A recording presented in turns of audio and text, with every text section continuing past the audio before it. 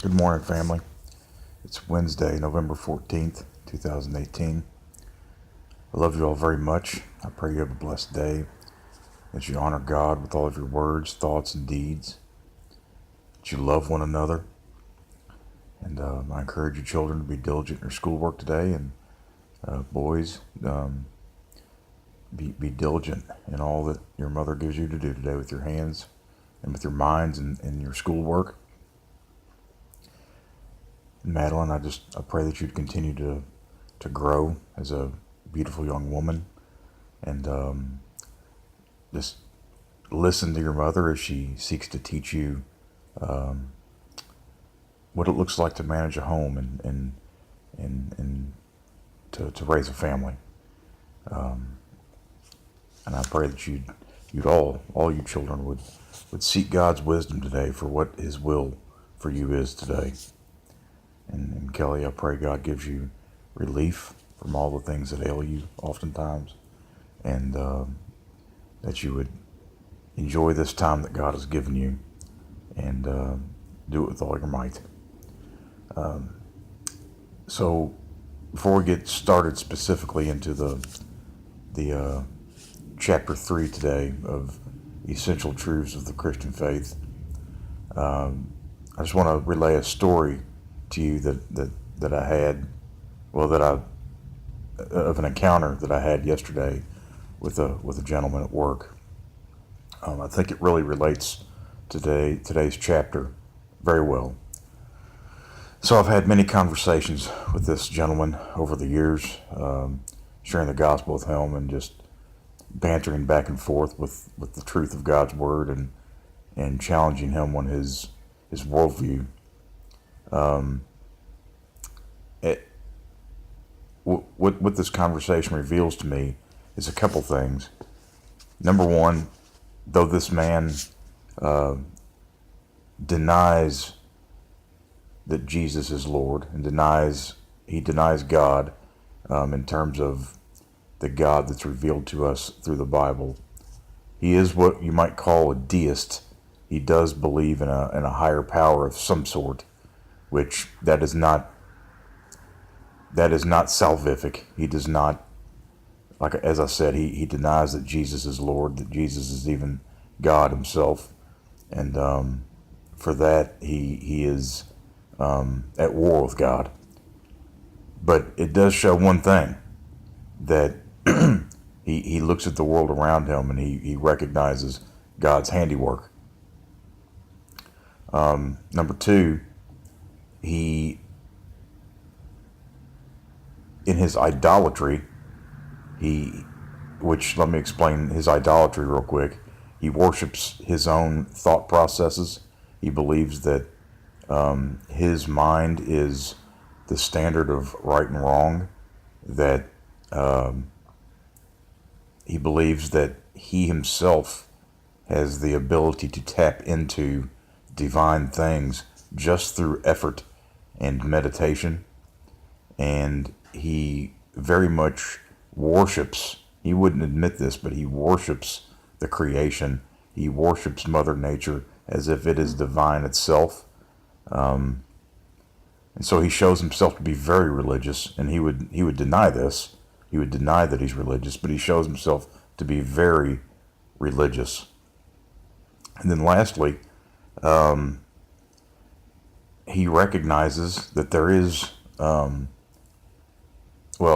here's where we get into contradictions. He's extremely contradictory in everything he says, but this is a big one. He on one hand, he would most likely say that at the base of everything there is not really any sin. Yet on the other hand, if someone stole from him, or if someone quote unquote wrongs him or does something to him that he finds offensive, he would immediately recognize that as a sin. And so he knows right from wrong. He knows that it's wrong to steal, that it's wrong to murder, that it's wrong to commit adultery, and on and on and on. Yet he denies the idea of sin, and so what I'm getting at is, to a T, he his existence, his worldview, the way he moves about his life in rejection of God, specifically in rejection of Jesus as Lord. He literally a textbook. He is a textbook picture of what is being spoken of in this chapter today. Again, we're looking at R.C. Sproul's book, Essential Truths of the Christian Faith, and we're on chapter 3, and it's titled Immediate and Mediate General Revelation. Okay, so mediate general revelation is the idea, as we see in the summary there, that God's glory is evident all around us. It is mediated through God's creation. Okay? And so this person I spoke with yesterday, he recognizes this. Okay? And the Bible clearly speaks of this concept. If you read Psalm 19, 1 through 14, you'll see that the heavens declare the glory of God. And so God's glory is being declared all the time through his creation.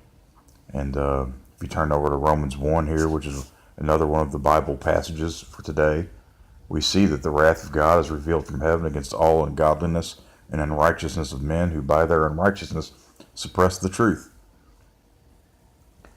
And which we quickly get into point 2 in the summary, which is that human beings are religious by nature.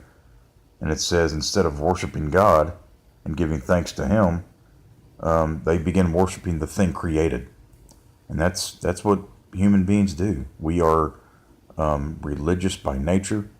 If we are not worshiping the one true God, we will worship something, whether it's the creation, whether it's one another, whether it's our own intellect, whether it's some sport or toys or cartoons or food or relationships or power, our job, whatever it is, we will find something to worship. It was John Calvin that said, we are, what did he say? We're idol-making factories. It's true. As you read through these passages here, you'll see in Acts chapter 14 and Acts chapter 17 that they're dealing with idolatry even then. In Acts 14, the folks of the town thought that Paul and his companion were Greek gods, and they started bringing out cows and animals to sacrifice to them. And then in Acts 17, Paul was just struck with all the idolatry that he saw around him in this place where he was. And human beings are religious by nature. And then point 3, God implants in all human beings an innate knowledge of himself. This is called immediate general revelation. Okay? This is what's being spoken of in Romans chapter 1. It's the idea that we suppress the truth of him in our unrighteousness. It's the idea that, as R.C. says, on page 12 in that last chapter, he says this: deep within our souls we know that God exists and that he has given his law to us. We seek to suppress this knowledge in order to escape God's commands. But no matter how hard we try, we cannot silence this inner voice. It cannot be muffled. It can be muffled but not destroyed. And so we see this, in this conversation with this gentleman yesterday. On one hand, he would acknowledge the divine. He's a pantheist, okay?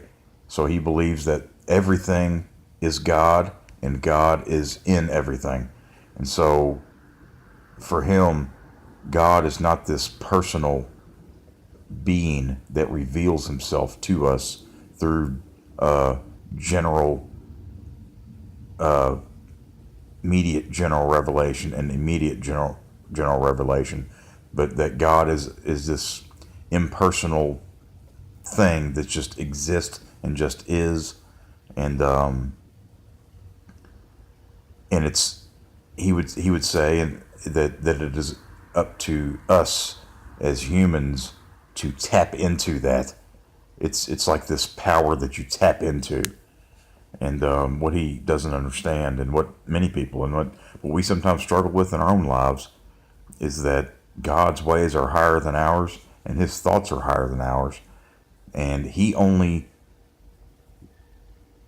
we only know of him what he reveals to us through creation and through his word. That's all we know about him. And we wouldn't know anything about him if he hadn't revealed himself to us.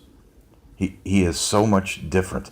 He is set apart from us, and he reveals himself to us what he wishes. And it's been revealed to us through his word specifically, and his son Jesus. His son Jesus is the image of God. And so, as you read through this today, don't get too hung up on the terms immediate and mediate general revelation. This isn't really a difficult concept. It's just the idea that God has chosen to reveal himself through a medium like creation, and he reveals himself directly to our minds through immediate general revelation.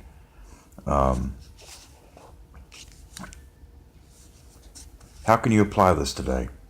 How can you apply the idea, these ideas that we've learned today? Possibly one way is by slowing down today and really looking at creation, looking at your brother, looking at your sister, looking at your mom, and asking God to reveal and clear away the fog and the distractions from your mind today, and help you to see his glory in all of creation. Okay? It's there. Where oftentimes we get enchanted by the technology and the cartoons, and our minds become numb and really blind to God's glory all around us. We get accustomed to seeing glorious things, and I heard Paul Washer say one time that when he was somewhere down in, I guess, Mexico or South America, and there was this beautiful mountain range, and he'd never been there before. And I think they were on this bus or a train, and the gentleman that was with him that was kind of guiding him through there was kind of asleep next to him, I guess. And Paul Washer was just awestruck about, all the sights that he was seeing, and he was just mind blown. It was just wonderful and magnificent. And the guy next to him was just like, I've seen it a million times. And then some years later, it was Paul Washer that was experiencing seen it a million times. And that's what we do. We grow so accustomed to seeing God's glory and his handiwork that we just become indifferent to it. So let's ask God today to help us to not be indifferent to it, to help us to view one another as image bearers of God, and in that fact, the fact that we are image bearers of God, we reveal God's glory. And so let's not worship one another, but let's worship God more today, as we seek to see his glory all around us, and especially within his son Jesus. I love you all today. I pray that you have a blessed, wonderful day, and that you worship God. You worship the Creator rather than the created thing. God bless you all. Bye-bye.